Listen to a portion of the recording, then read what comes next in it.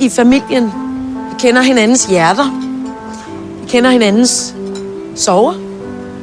Vi kender hinandens ømme punkter. Surprise! Tillykke!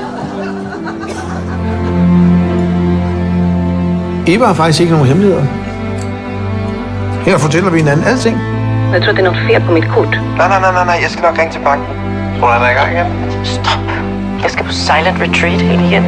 Det er så sjældent, du gør noget godt for dig selv. Det har du altså fortjent. Mads, det er virkelig mange penge, det har jeg simpelthen ikke. Jeg har brug for dem nu. We finally get to be together, and you let your adult brother come up here and ruin it. Det her firma, det bygger på tillid og på gennemsigtighed. Sådan har det altid været. Hvad må det her? Mads, hvad fanden laver du? Det gør mig urolig.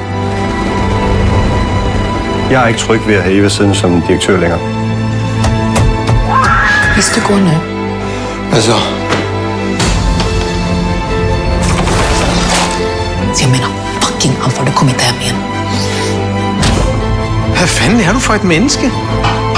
Forstår du, at du læner dig op af en straffesag? Jeg elsker dig, Pusling. Jeg elsker